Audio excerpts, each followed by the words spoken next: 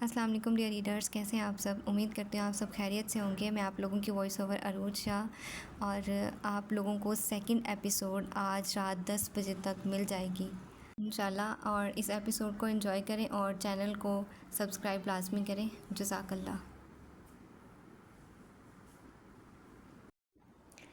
दिल रक़्सम episode 25 bye सालिहा Iqbal. डरा क्यों रही हो मुझे, और इतने अच्छे काम के लिए जा रहे थे हम, जिनका नाम लेना ज़रूरी है क्या। अली से बुत बनी खड़ी अपने सामने खड़ी इज़्ना को देखते हुए कहती है, मैं सिर्फ जिन का नाम ले नहीं रही हूँ, मैं तो आपके जिन को देख भी रही हूँ।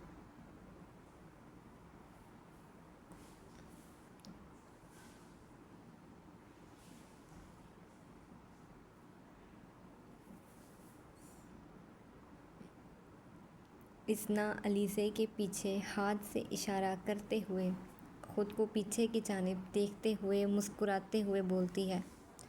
इज़्ना के चेहरे की मुस्कुराहट देख अलीसे अपने हाथों में अपने दुपट्टे को मज़बूती से खींच लेती है। उसे उस वक्त पीछे देखने की हिम्मत भी नहीं हो रही थी। देखो, ऐसा कुछ नहीं है। तुम्हें क्या लगता है कि मैं तुम्हारी बात पे डर जाऊंगी? मैं कोई नहीं डरती वरती इस जिन के नाम से। उसका नाम लेकर मुझे डराने की कोशिश मत करो। अब अलीज़े को किसी से भी डर नहीं लगता, किसी से भी नहीं।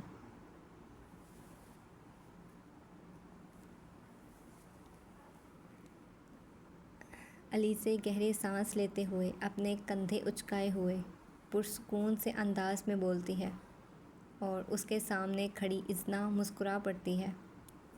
अगर आपको डर नहीं लगता है तो आप पीछे मुड़कर देख लो ना, पता चल जाएगा आपको डर लगता है कि नहीं लगता। इज़्ना अपने दोनों हाथ अपने सीने पर बांधते हुए कंधे उचकाए मुस्कुराते हुए बोलती है, अस्सलाम वालेकुम लाला। आ गया, कब से इंतज़ार कर रहा था हम सब आपका। अलीसे के चेहरे पर डर के तासुरात देखते हुए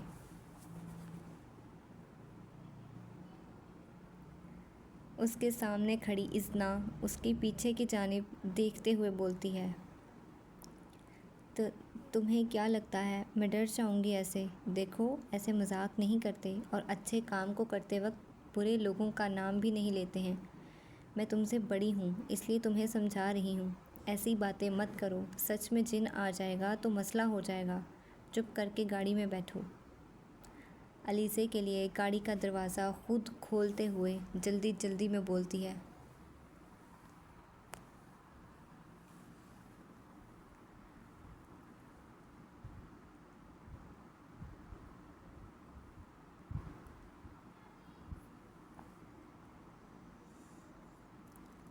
वालेकुम अस्सलाम।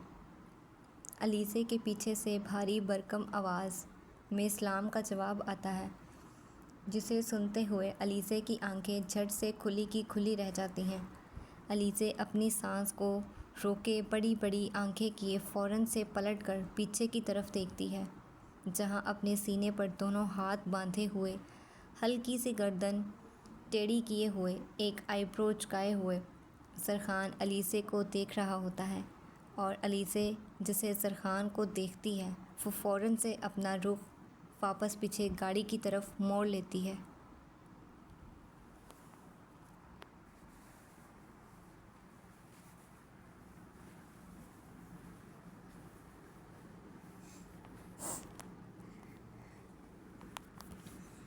लाला, हमको भूख लग रहा है, हम अंदर जा रहा है। आप भी भाभी को लेकर जल्दी आ जाइएगा, ज़्यादा ना डराइएगा। पहले आपके नाम पर सांसें रुक गई इनकी। इज़्ना हंसते हुए कहते हुए अलीसे के सामने से निकल जाती है और वापस हवेली की पिछली सीढ़ियों से गुज़रते हुए वो हवेली में दाखिल होती है। मेरी तरफ पलटने की ज़हमत करेंगी आप मेरी जान? सरखान अलीसे की पुश्त को देखते हुए नर्म लहजे में कहता है, नहीं, मुझे थोड़ा सा काम है, मैं जल्दी से करके आती हूँ, आप जाओ।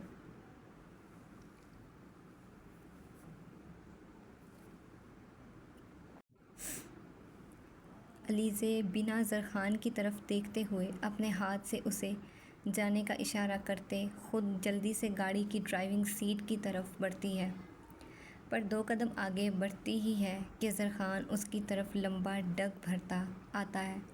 अलीसे को कमर से पकड़े वो फ़ौरन से उसका रुख अपनी तरफ मुड़ते हुए अलीसे की पुश्त को गाड़ी से लगा देता है। क्या आप फिर से भागने की तैयारी में हो? अलीसे को गाड़ी से लगाए उसके दोनों तरफ अपने हाथ रखते हुए ज़रख़ान अलीसे की आंखों में देखते हुए पूछता है।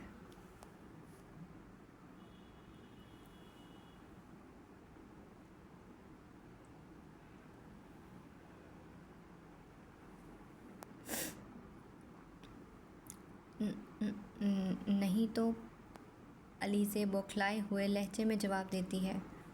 फिर ये सवारी किधर? अलीसे के चेहरे की बौखलाहट देखते हुए ज़रख़ान उसके चेहरे पर आते बालों को उसके चेहरे से हटाते कान के पीछे करता धीमी सी आवाज़ में पूछता है। कहीं भी नहीं। ज़रख़ान के हाथ को अपने चेहरे से फिरता हुआ अपनी गर्दन की तरफ जाता महसूस करती अलीसे अपने हाथों की मुट्ठियाँ भींचते हुए कहती है।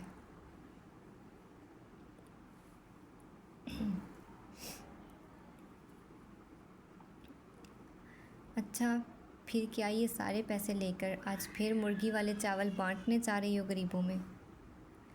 अलीसे के चेहरे से नज़र हटाता अज़हर ख़ान अपने दाएं तरफ हाथ से ज़मीन पर गिरे अनगिनत लिफाफों की तरफ इशारा करते हुए पूछता है। आपको कैसे पता? आप भी यही करने का सोच रहे हैं क्या? अलीसे हैरानगी से बड़ी बड़ी आंखें किए ज़रख़ान की आंखों में देखते हुए बोलती है। शराफत से बताओगी मुझे या मैं अपने तरीके पर उतर आऊँ?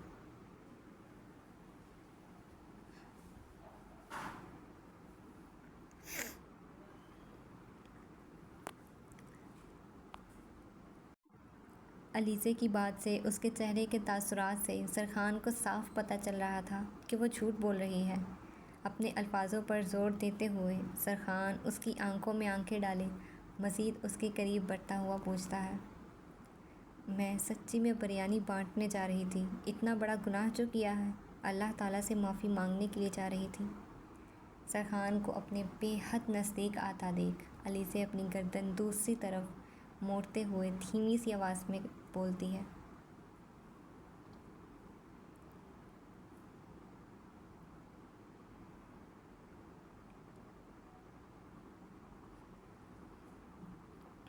कौन सा गुनाह? ज़रख़ान तजस्सुस से पूछता है। आपसे शादी करने का? मेरा मतलब है आपका दिल दुखाने का। अलीसे बोलते बोलते ही खुद रुक जाती है और अपनी बात काटे वो ज़रख़ान की आंखों में देखते हुए दूसरी बात करने लग जाती है। हैं, तबीयत ख़राब हो गई है क्या? अलीसे के माथे पर और उसकी गर्दन पर हाथ रखे ज़रख़ान परेशानी हालत में पूछता है।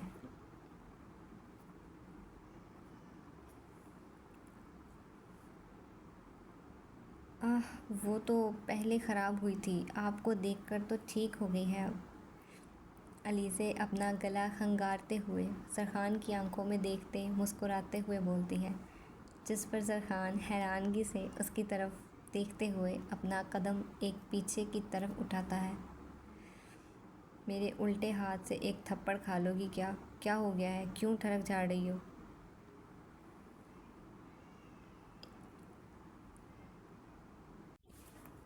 ज़रख़ान बेहद हैरानगी से अलीसे को सर से पैर तक देखते हुए बोलता है। अब आप मेरे शौहर हैं, आपसे ही फ्लर्ट करूँगी ना, दूसरा शौहर थोड़ी लाऊँगी इसके लिए। अब की बार अलीसे उसकी तरफ बढ़ते हुए शरारती अंदाज में बोलती है। तुम किसी दूसरे की तरफ देखो तो सही, उसे कुछ करने से पहले ही तुम्हारा हशर कर देना। ज़रख़ान कहता है और अलीसे अपने कदम रोक के डर के मारे हलक से नीचे थूक उतारने लगती है।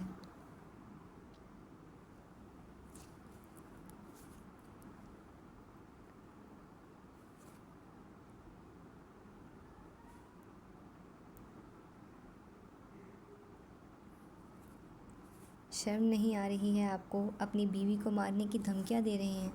रुकें आप, मैं अभी तायाबू को आपकी शिकायत लगा कर आती हूँ। सरखान की बात पर अली से गुस्से में बोलते हुए जल्दी से उसे क्रॉस करती सीढ़ियों की तरफ बढ़ने लगती है।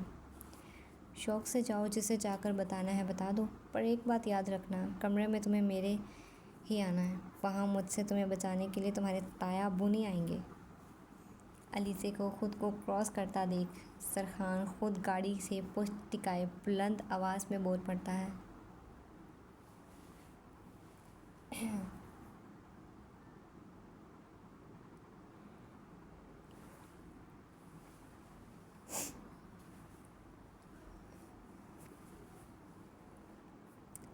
उसकी आवाज़ इतनी बुलंद थी कि उसके सामने से जाती हुई अली से बआसानी उसकी बात सुनती है, और सुनते ही वो अपने कदम रोके पलट कर हैरानगी से ज़रख़ान को देखती है। क्या मतलब है आपकी इस बात का? अली से छोटी छोटी आंखें करती मुकम्मल रुख ज़रख़ान की तरफ मोड़ते हुए पूछती है। वही जो तुम समझ रही हो मेरी जान। जाओ लगाओ शिकायत मेरी। तुम्हें क्या लगता है मुझे डर लगता है किसी से? तुम्हारा शौहर किसी से नहीं डरता मेरा बच्चा, तुम्हें मुझसे डरना चाहिए।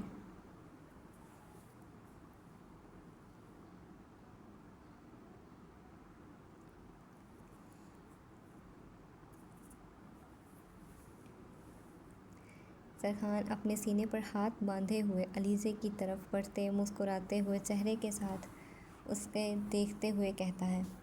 ज़रख़ान को अपनी तरफ आता देख अलीज़े एक नज़र पीछे की तरफ देखती है, जहाँ सीढ़ियाँ उसे अपनी पहुँच से उस वक्त बहुत दूर नज़र आ रही थी। भाग कर जाना है? कहाँ तक जाओगी? आखिरकार आना तो तुम्हें मेरे पास ही है, मेरी क़ैद में, मेरी बाहों में, मेरी दस्तरस में। कितना भागोगी मुझसे?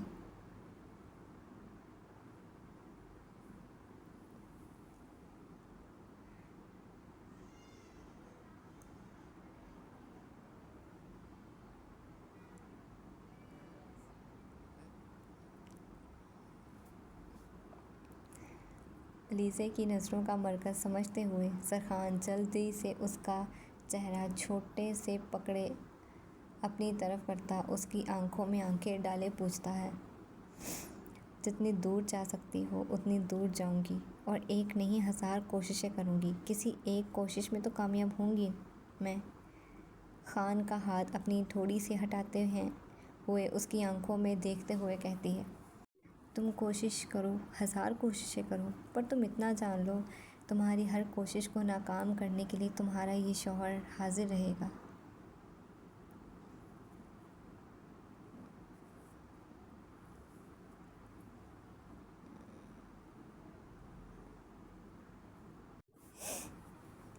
इसलिए उल्टे सीधे काम करके अपनी कोशिशों को बेकार मत करो। वो करो जिसे करके तुम्हें सुकून मिले, तुम्हारे साथ साथ मुझे भी।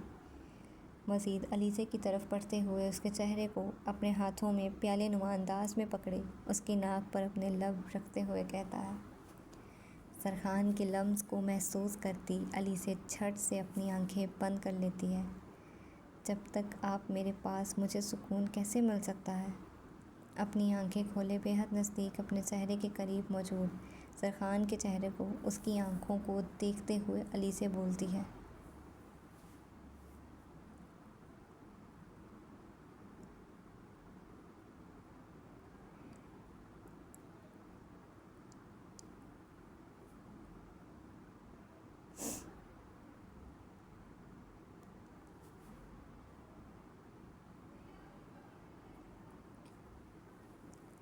मेरे करीब होने से ही तुम्हें सुकून मिलेगा, मुझसे दूर जाकर तुम्हें सुकून हरगिज़ नहीं मिलेगा, ये लिख कर ले लो।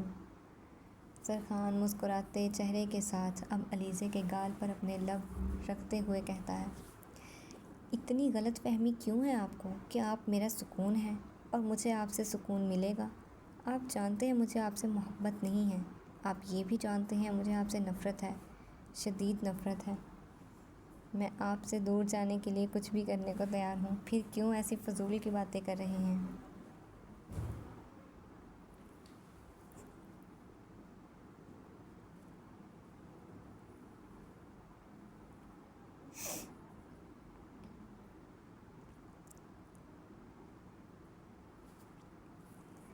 सरखान के हाथों को अपने चेहरे से हटाते हुए अलीज़े तल्ख़ लहजे में पूछती है, क्योंकि मुझे यकीन है मैं अपनी मोहब्बत से तुम्हें दूर जाने से रोक सकता हूँ, तुमसे ज़ोर ज़बरदस्ती कर सकता हूँ, तुम्हें ज़ोर ज़बरदस्ती से हासिल भी कर सकता हूँ, पर फ़ायदा? जिस्म तो सब मर्द बआसानी पा सकते हैं। मुझे तुम्हारे जिस्म से ज़्यादा तुम्हारी रूह से मोहब्बत है, तुम्हारी इस मासूम रूह से जो मेरी छोटी छोटी सी बातों पर डर जाती है, मेरे करीब आने पर अपनी नज़रें झुकाए अपनी सांसें रोक जाती है।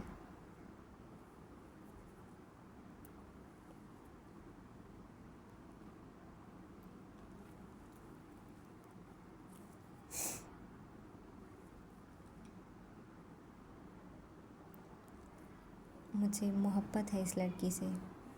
मुझे अपनी मोहब्बत पर यकीन है कि मैं एक दिन उसे अपनी मोहब्बत से हासिल करूँगा, ज़ोर ज़बरदस्ती से नहीं।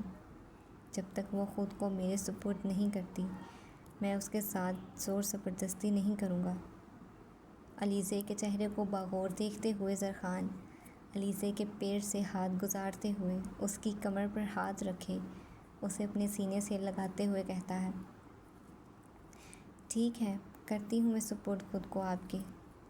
करके दिखाएं मोहब्बत 1 महीने में। अगर मुझे आपने ख़ुद से मोहब्बत करवा ली ना, तो कसम खा के कहती हूँ पूरी ज़िंदगी आपके साथ रहूँगी।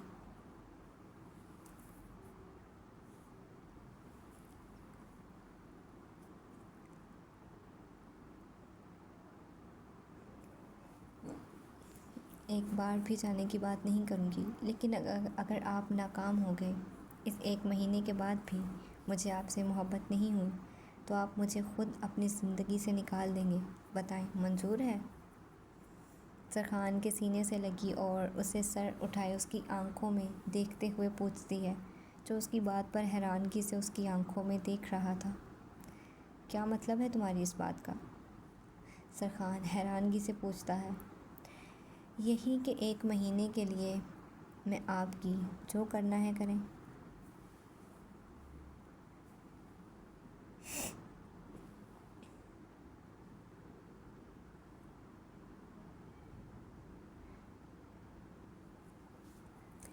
जिस तरह से मुझे अपनी मोहब्बत का एहसास दिला सकते हैं, दिलवा दें, करवा दें मुझे खुद से मोहब्बत। अगर 1 महीने में भी मुझे आपसे मोहब्बत नहीं हुई ना, तो हवेली के सामने के दरवाज़े से आप मुझे ख़ुद रुखसत करेंगे। मैं नहीं जाऊँगी, आप मुझे ख़ुद छोड़ कर आएंगे। बताएं, मंजूर है? ठीक है, इस पूरे महीने फिर तुम मेरी बीवी बनकर रहोगी। मैं 1 महीने के लिए आपकी हूँ, जो बोलेंगे वो करूँगी, ना बदतमीज़ी करूँगी, ना दूर जाऊँगी और ना लड़ूँगी।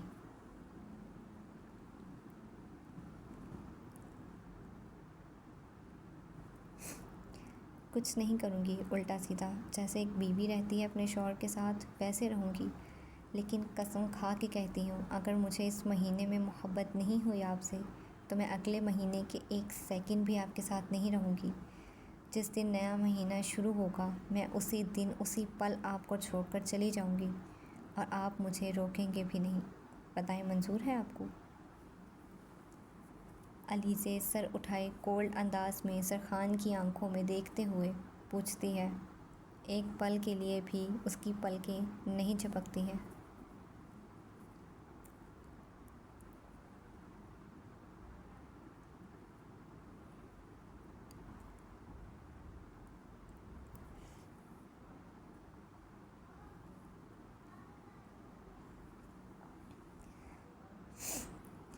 वो अटल अंदाज में सरखान की आंखों में आंखें डाले पूछती है, मंजूर है?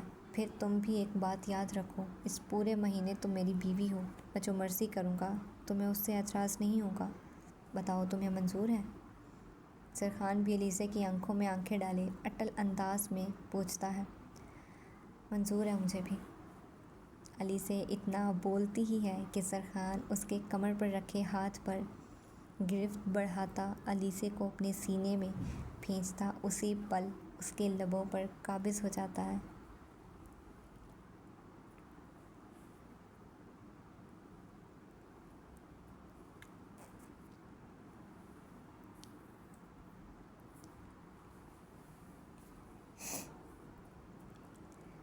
जरखान को अपने लबों पर झुका देख अलीज़े उसे रोकने की कोशिश नहीं करती, बल्कि अपनी आंखें बंद करती जरखान में ख़ुद को सैराब करने लगती है। वो एक बार भी, एक पल के लिए भी अपने आप को छुड़वाने की कोशिश नहीं करती। अलीज़े को पुरसुकून अपने हसार में खड़ा देख जरखान उसे मज़ीद अपने आप में खींचता हुआ उसके लबों पर मज़ीद अपनी शिद्दत बढ़ाता जाता है। आर्यान बंगले पर वापस पहुंच चुका था। दर्द से उसकी हालत और ख़राब होती जा रही थी।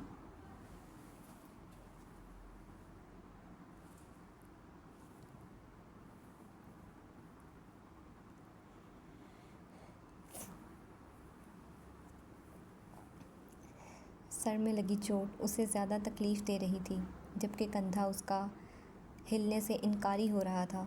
अचानक से लगने वाली ठंड में चोट की वजह से वो बेजान सा महसूस कर रहा था खुद को। इससे पहले भी उसे कई चोटें लगी थीं, लेकिन कभी वो खुद को इतना कमज़ोर महसूस नहीं करता था। लेकिन आज की चोट ने उसे काफ़ी निढाल कर दिया था। गाड़ी बंगले के दरवाजे के बिल्कुल सामने जा रुकती है। गाड़ी के रुकने के बाद आर्यान कुछ पल गाड़ी में ही बैठा रहता है और ख़ुद को कंपोज करता, बाहर निकलने के लिए हिम्मत इकट्ठी करता आर्यान गाड़ी से बाहर निकलता है।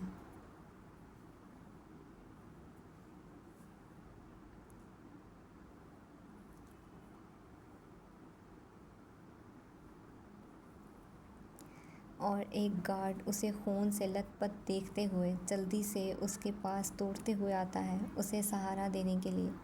आर्यान की तरफ हाथ बढ़ाता है, पर आर्यान हाथ पकड़ने से पहले ही उसे एक नज़र घूर कर उसको देखता है, जिससे वो फ़ौरन से वापस अपनी जगह पर जा खड़ा होता है और आर्यान खुद अपने कदम बंगले के अंदर की तरफ उठाता है। अंदर दाखिल होता ही है कि सामने से स्टडी रूम से शेरोज़ को निकलता देख आर्यान गहरी सांस लेते हुए हॉल में सोफ़े पर जा बैठता है।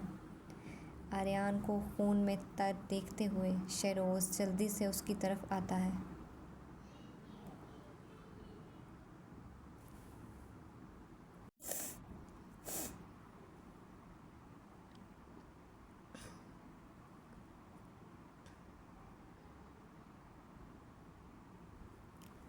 जो अपने हाथ में काले रंग की फ़ाइल पकड़े हुए वो माथे पर परेशानी के बल डाले स्टडी रूम से बाहर निकलता है और दरवाजे से अंदर दाखिल होते हुए अचानक से आर्यान को देखता है और वो फ़ाइल टेबल पर रखता फ़ौरन से आर्यान की तरफ मतवज्जा होता है।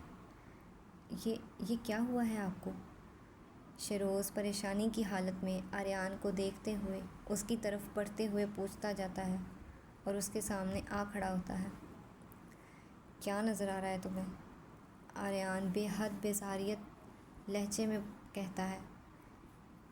कहीं मुंह मारा हुआ नज़र आ रहा है।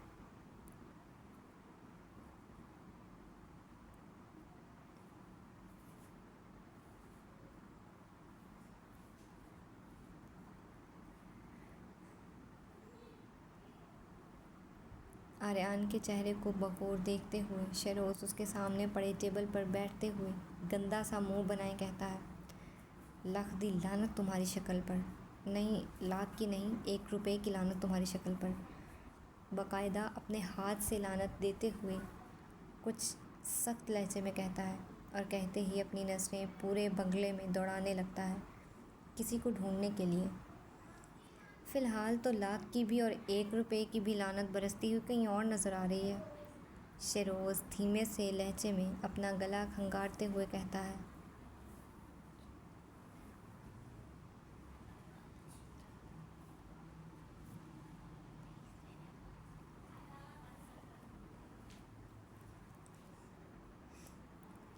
और कहते ही जल्दी से अपने मुंह पर हाथ रखे अपनी नज़रें आर्यान से फेर लेता है। बकवास बंद करो ब्लैक बॉक्स, इससे पहले मैं तुम्हारी दुनिया में भी अंधेरा कर दूँ। सोफ़े पर सीधे हाथ की तरफ पड़ी गद्दी उठाई शेरोज़ के मुंह पर मारते हुए तल्ख लहजे में बोला, हाँ, बिल्ली के ख्वाब में छीछड़े, मुझे हाथ भी नहीं लगा सकते आप। पुलिस के पास पहुंच जाऊंगा मैं। शेरोज़ कहता है और कहते ही फ़ौरन से उठ खड़ा होता है। अपने कोट की इनर जेब से फ़ोन निकाले वो डॉक्टर को फ़ोन मिलाने लगता है।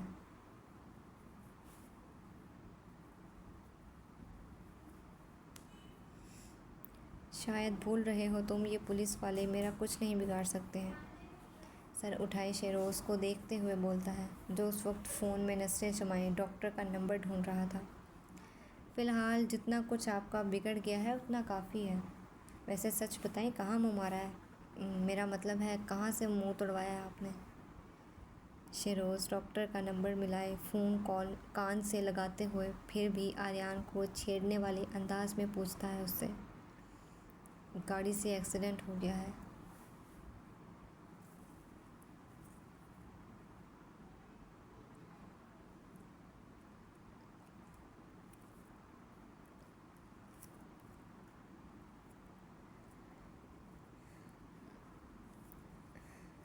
आर्यन बेहद पुरसुकून से अंदाज में जवाब देता है, जबकि उसे बोलते हुए भी सब बेजारियत महसूस हो रही थी।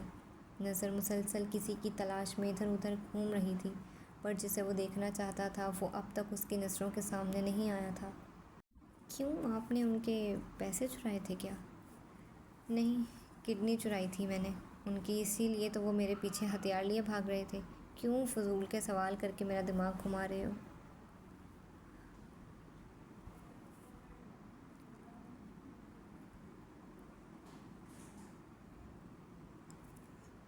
ये बताओ माया कहाँ है? घर पर तो है ना?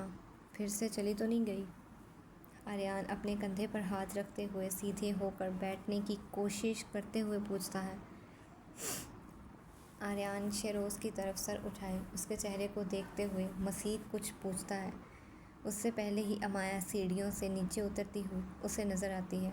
स्किन कलर की रेशमी लॉन्ग फ्रॉक पहने हुए, कंधों पर दुपट्टा ओढ़े हुए, अपने बालों को खुला छोड़े हुए अमाया सादी सी बेहद खूबसूरत लग रही थी।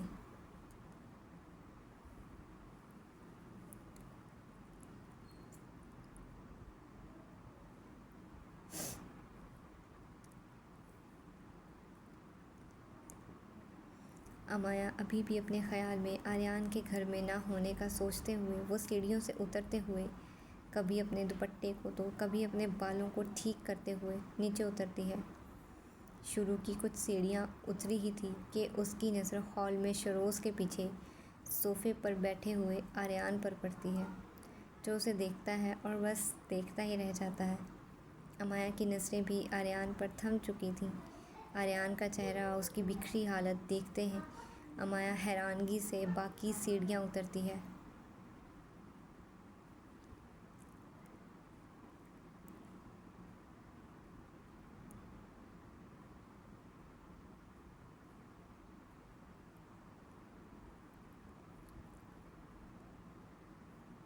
और कुछ कदम चलती हुई आर्यन की तरफ बढ़ती है। अमाया को आर्यन की तरफ आता देख शेरोज़ उसी वक्त उनके दरमियान से निकले बंगले से बाहर चला जाता है। बंगले से बाहर वो अपनी गाड़ी में सवार होता डॉक्टर को लेने के लिए निकल जाता है। शेरोज़ के जाते ही अमाया मज़ीद कुछ कदम आर्यन की तरफ उठाती है। उसकी बिखरी हालत देख अमाया हैरान रह जाती है। ये क्या हुआ आपको? टूट फूट कैसे गए आप? अमाया हैरानगी से पूछते हुए आर्यन की तरफ बढ़ती है। अमाया को आता देख आर्यन सोफ़े से पुष्ट टिकाता अपना सर भी सोफ़े की बैक से लगा जाता है।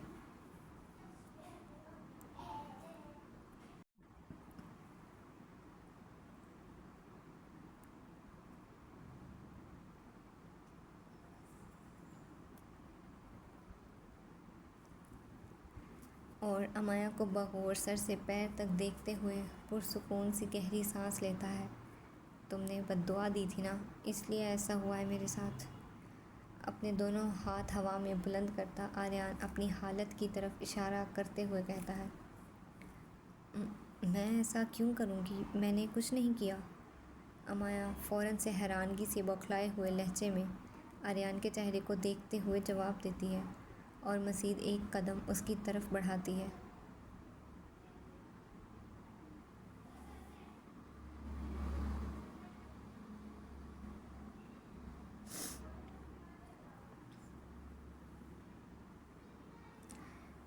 क्योंकि तुम ही तो मुझसे अपना पीछा छुड़वाना चाहती थी। अमाया के चेहरे पर हैरानगी और परेशानी के तासुरात देखते हुए आर्यन सोफे से उठ खड़ा होता है और अमाया की तरफ मतवजा होता उसकी तरफ बढ़ने लगता है। हाँ, वो मैं अब भी चाहती हूँ, पर मैं बद्दुआएं नहीं देती हूँ शाह। अमाया की नज़रें आर्यन के कपड़ों की तरफ थी। वो खून से तर उसके जिस्म से चिपके हुए थे। अमाया कपड़ों को देखती हुई अपने हाथों में दुपट्टे को मजबूती से पकड़ लेती है।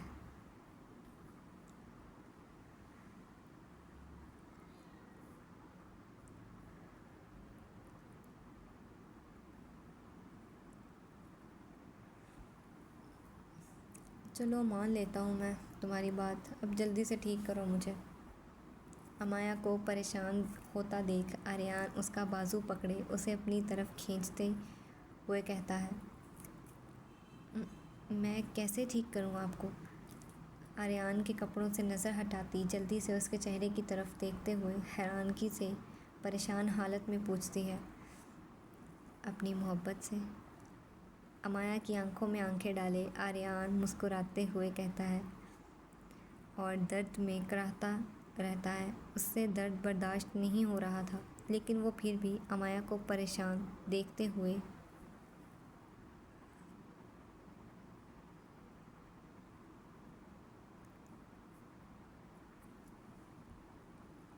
अपने चेहरे से दर्द के तासुरात छुपाते हुए चेहरे पर मुस्कुराहट सजाए अमाया के चेहरे को देखता रहता है। आर्यन की हालत और उसके चेहरे की मुस्कुराहट अमाया को समझ में नहीं आई थी कि वो क्या रिएक्शन दे। अमाया भी बस खामोश हुई उसके चेहरे की तरफ देखती रहती है। अमाया के परेशान चेहरे को देखते हुए आर्यन उसे अपनी बाहों में कैद करना चाहता था। उसे अपने सीने से लगाकर उसकी परेशानी दूर करना चाहता था।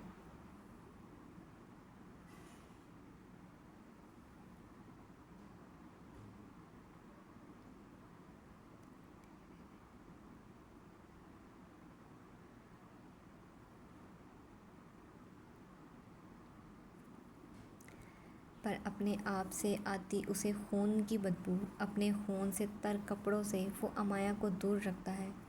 इसलिए ऐसे दोनों बाजुओं से पकड़े अपने सामने खड़ा करता मुस्कुराते हुए उसकी परेशानी को कम करने की कोशिश करता है, जो उसके सर से बहता खून कम होने का नाम दे ही नहीं रही थी। ये क्या हुआ है आपको? चोट कैसे लगी आपको ये? माया आर्यन के सर की तरफ इशारा करते हुए पूछती है। शादी का तोहफ़ा मिला है अभी। जितनी खूबसूरत बीवी मुझे मिली है, तोहफ़ा भी उसके हिसाब से बड़ा ही मिलना था।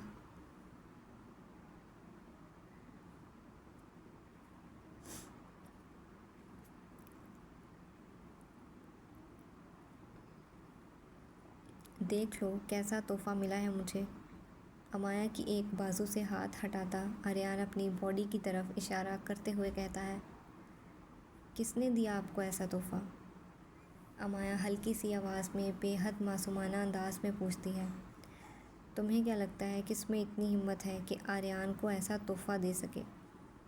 आर्यन अमाया की दूसरी बाजू से भी हाथ हटाता वापस सोफ़े की तरफ बढ़ते हुए पूछता है, खान बाबा, उन्होंने किया है क्या ये?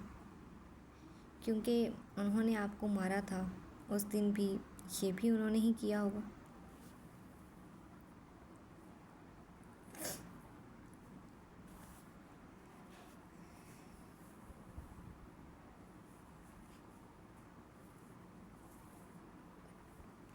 अमाया बेहद तजस्सुस से आर्यन की तरफ कदम उठाते हुए पूछती है। आर्यन सोफ़े पर बैठे अमाया के तजस्सुस से सवाल को सुनते हुए बिना कोई जवाब दिए बस उसके चेहरे की तरफ देखता रहता है। क्या कर सकता हूँ, तुम्हारे खान बाबा का जिक्री यार हूँ। अब वो अपने दोस्त को उसकी शादी का तोहफ़ा कुछ छोटा मोटा तो नहीं दे सकता था, इसलिए उसने मुझे ऐसा तोहफ़ा दिया। पर खैर कोई नहीं, अब मेरे दोस्त होने के साथ साथ वो मेरा ससुर भी है, उसे बर्दाश्त करना पड़ेगा, क्योंकि मेरी मासूम सी बीवी की, मेरी नन्ही सी जान की उसमें जान बसती है ना।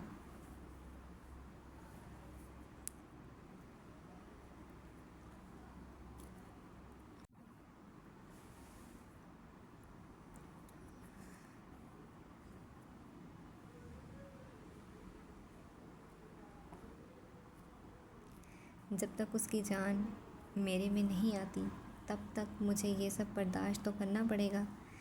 आर्यन हल्की सी गर्दन मोड़े सोफ़े से पुष्ट टिकाता अपना सर सोफ़े की बैक से लगाता अमाया को देखते हुए कहता है और कहते ही चेहरे पर हल्की सी मुस्कुराहट सजाए खामोशी से अमाया को देखने लगता है, जो उसके सवाल पर अजीब कश्मकश में मुब्तला हो जाती है। मेरे खान बाबा को कुछ करने के बारे में सोचना भी मत। मैं आपके पास होना बहुत है। मेरे बाबा तक जाने की ज़रूरत नहीं है आपको।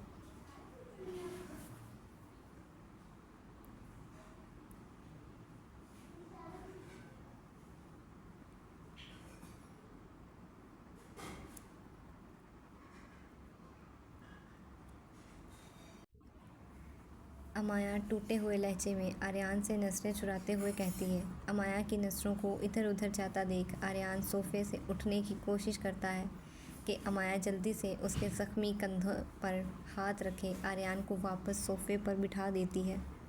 आप बैठे रहें ना, क्यों उठ रहे हैं? मैं दूर से भी सुन लूँगी जो आप बोलेंगे, अमाया बौखलाए अंदाज में कहती है। अमाया कहती ही है और आर्यन वापस सोफ़े से टेक लगा जाता है और मज़ीद कुछ बोलता इससे पहले शेरोज़ उसके लिए डॉक्टर लाए बंगले में दाखिल हो जाता है।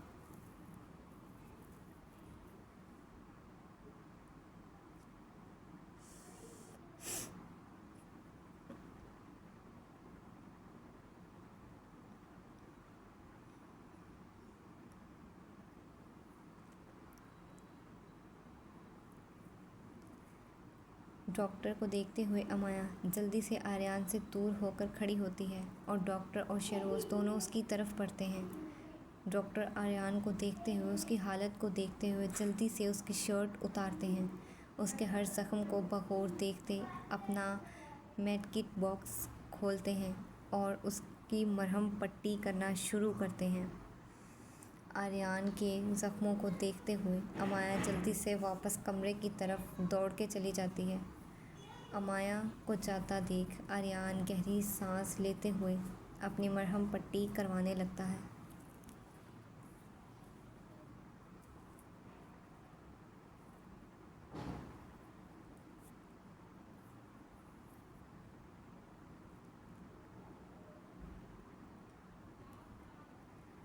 कुछ ही देर में उसकी पट्टी हो चुकी थी। आर्यन बिना शर्ट के सोफ़े पर बैठा हुआ था। डॉक्टर से उसे आखिरी इंजेक्शन लगाते हुए दवाई की पर्ची शेरोज़ को पकड़ाते हुए आर्यन को सलाम करते हैं और वापस बंगले से बाहर निकल जाते हैं और आर्यन के ड्राइवर के साथ वो बंगले से बाहर निकले वापस हस्पताल का रुख करते हैं।